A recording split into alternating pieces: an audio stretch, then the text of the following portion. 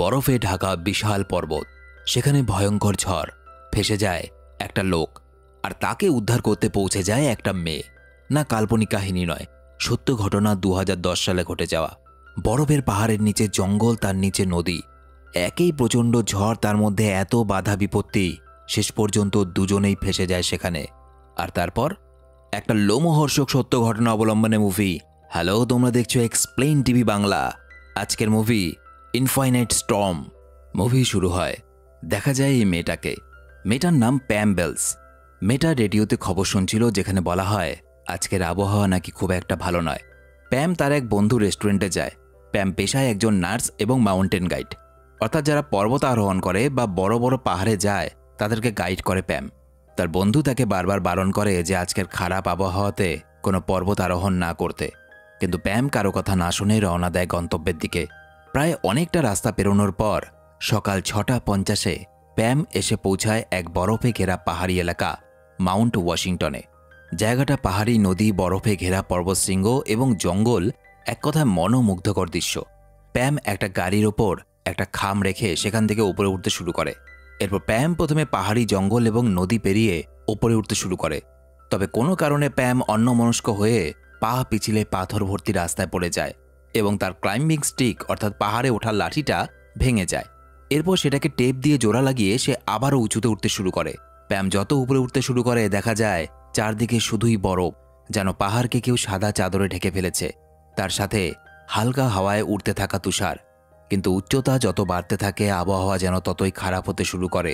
একসময় গিয়ে কুয়াশায় প্রায় কোনো কিছুই দেখা যায় না।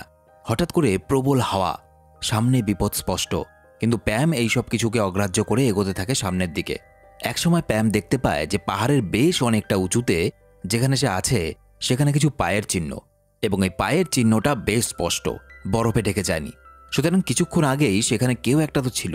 প্যাম সেই ব্যক্তিকে খুঁজতে শুরু করে, কিন্তু দুর্ভাগ্যবশত তাকে খুঁজতে খুঁজতে প্যাম বরফে ঢাকা একটা গর্তে পড়ে যায়। প্যাম সেখান থেকে উপরে ওঠার অনেক চেষ্টা করে, কিন্তু প্রায় গর্তের মুখে পৌঁছেও সে নিজেকে ওপরের দিকে টানতে না পেরে আবার ভেতরে পড়ে যায়। পুরো গর্তটাই বরফে ঢেকে যায় বেশ কিছুক্ষণ। প্যাম অনেক কষ্টে নিজের ওপর থেকে বরফ সরায়। একই গর্তে পড়ার কারণে প্যাম কিছুটা আহত এবং তার ওপর অনবরত বরফ পড়ছে। এই অবস্থায় শ্বাস নেওয়া তার পক্ষে কষ্টকর।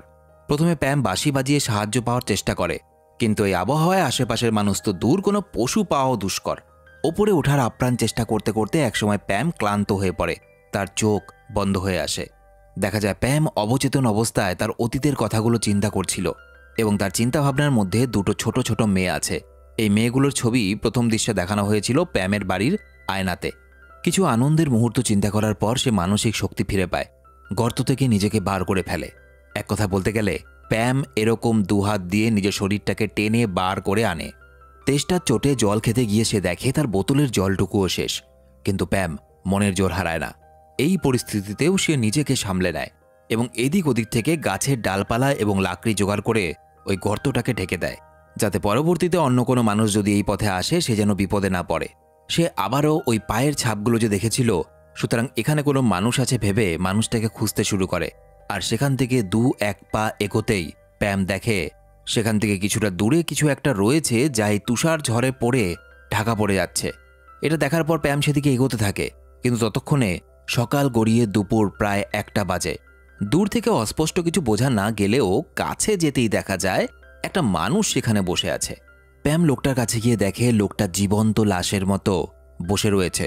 প্রচণ্ড ঠান্ডায় তুষার ঝড়ে এখান থেকে ফিরে যেতে না পেরে দীর্ঘক্ষণ একা একা এখানেই থাকার কারণে তার জ্ঞান হারিয়ে গেছে। লোকটা জীবিত থাকলেও তার কথা বলার মতো বা বোঝার মতো কোনো ক্ষমতা নেই। প্যাম প্রথমে লোকটার মোজা খুলে তার পা গরম করার চেষ্টা করে, এরপর সেই লোকটার জামা কাপড় খুলে তার শরীর গরম করে।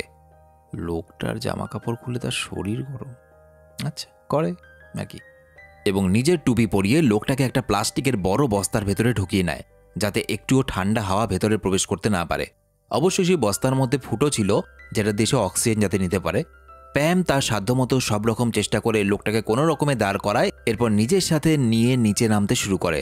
কিন্তু লোকটা এতটাই দুর্বল এবং ক্লান্ত ছিল যে দুপা হাঁটতে না হাঁটতেই বারবার পড়ে যাচ্ছিল। প্যাম লোকটাকে মনের জোর দেওয়ার চেষ্টা করলেও লোকটা বলে সে নাকি এখান থেকে যেতে চায় না। লোকটাকে এক প্রকার টানতে টানতে নিয়ে যেতে শুরু করে প্যাম, কারণ প্যাম বুঝতে পারে লোকটার মানসিক পরিস্থিতি স্বাভাবিক নয়, কেমন যেন পাগলের মতো আচরণ করছে লোকটার কোনো নাম জানতে না পারায় প্যাম এই লোকটার নাম রাখে জন। জন বারবার পাহাড়ের উপরে ফিরে যাওয়ার চেষ্টা করছিল এবং একসময় কিছু দূর যাওয়ার পর প্যাম দেখে জন তার পেছনে নেই। জন একটা পাহাড়ের খাদের সামনে চলে যায় এবং সে চিৎকার করে বলে যে আমি এখান থেকে ফিরতে চাই না। এই বলে জন হঠাৎ করে পাহাড় থেকে ঝাঁপ দেয়। প্যাম খাদের কাছে দৌড়ে গিয়ে জনকে আহত অবস্থায় পড়ে থাকতে দেখে।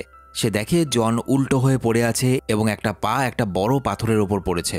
প্যাম সেই পাথর থেকে তার পাটাকে নামিয়ে তাকে বাঁচায়।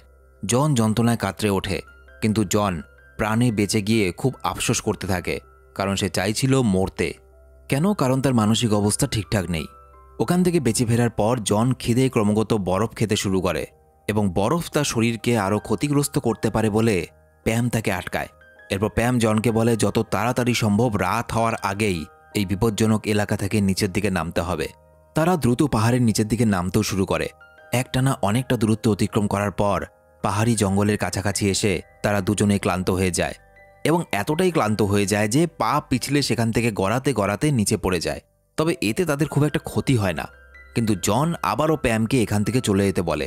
এদিকে প্যাম জেদ ধরে সে যদি ফেরে তো জনকে নিয়েই ফিরবে, যেভাবেই হোক, যতই বাধা আসুক, কারণ সে পেশাগতভাবে একজন নার্স যে কিনা মানুষের সেবা করে এবং একই সাথে মাউন্টেন গাইড, যে কিনা দুর্গম পাহাড়ে মানুষকে গাইড করে। জনের পায়ে যেহেতু আগের থেকে আঘাত লেগেছিল, তাই প্যাম তাকে অনেক কষ্টে একটা গাছে হেলান দিয়ে বসায়। এরপর সে জনের পায়ের মোজা খুলতে দেখে তার পা পুরো লাল হয়ে গেছে, খুব খারাপভাবে কেটেও গেছে। তাই প্যাম তাকে প্রথমে কিছু ব্যথা কমানো ওষুধ দেয় এবং একটা পানীয় খেতে দেয়, যাতে তার শরীরটা একটু গরম হয়। এবং তারপর পায়ে ব্যান্ডেজ করে মোজা পাল্টে তারা আবার পাহাড় থেকে নিচে নামতে শুরু করে। এদিকে পাহাড়ে বরফ জমতে জমতে সাদা হয়ে গেছে। পাহাড়ি জঙ্গলের গাছের গোড়াগুলো বরফের জন্য আর দেখা যাচ্ছে না। দুর্গম পাহাড়ি রাস্তায় অনেকটা পথ অতিক্রম করার পর প্যামের কানে জলের শব্দ আসে। প্যাম বুঝতে পারে যে তারা তাদের লক্ষ্যের খুব কাছাকাছি পৌঁছে গেছে।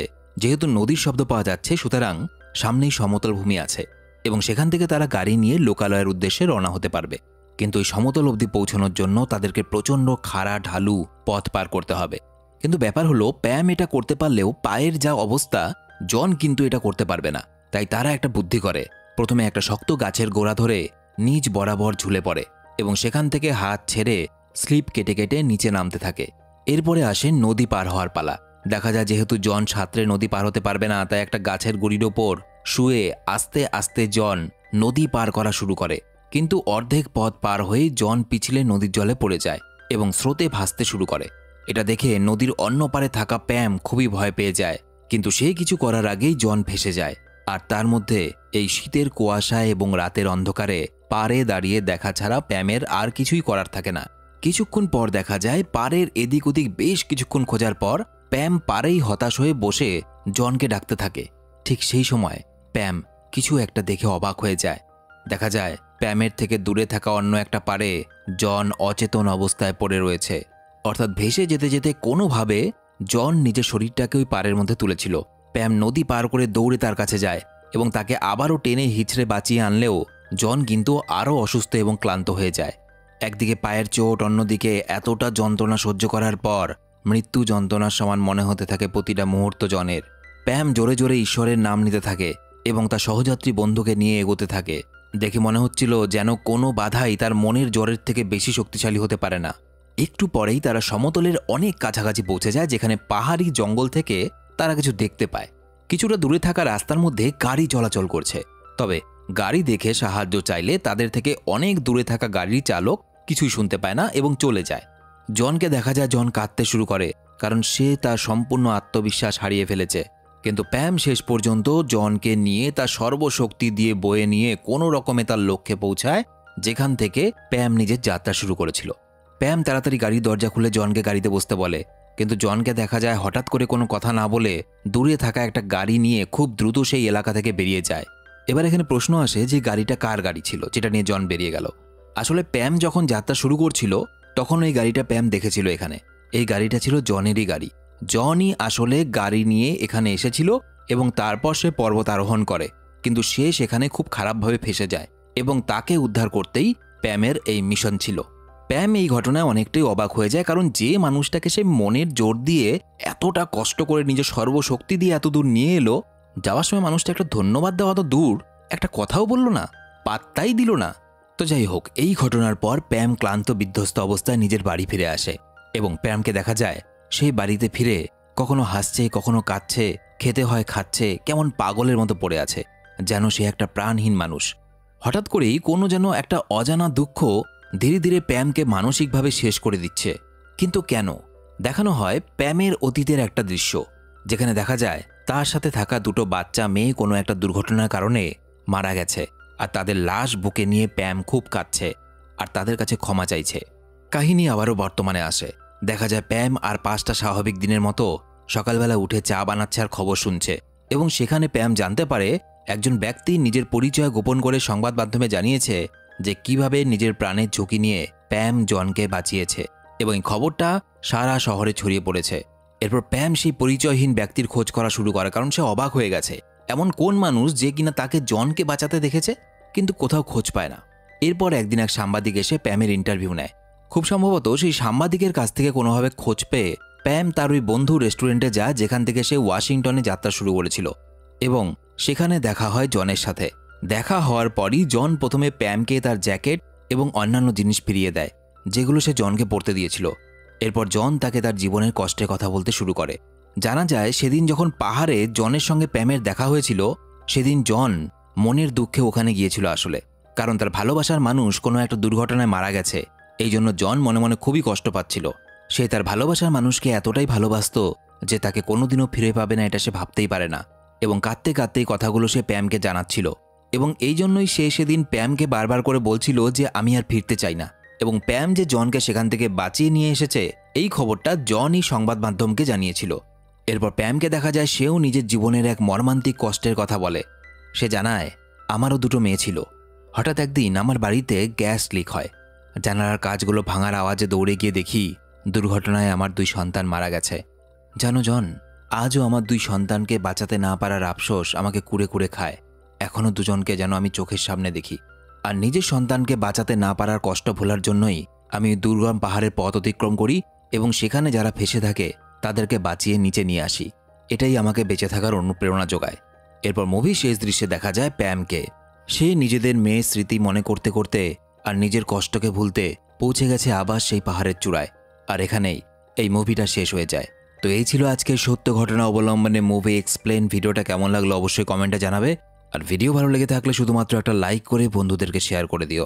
দেখা হচ্ছে পরের ভিডিওতে। সবাই খুব ভালো থেকো।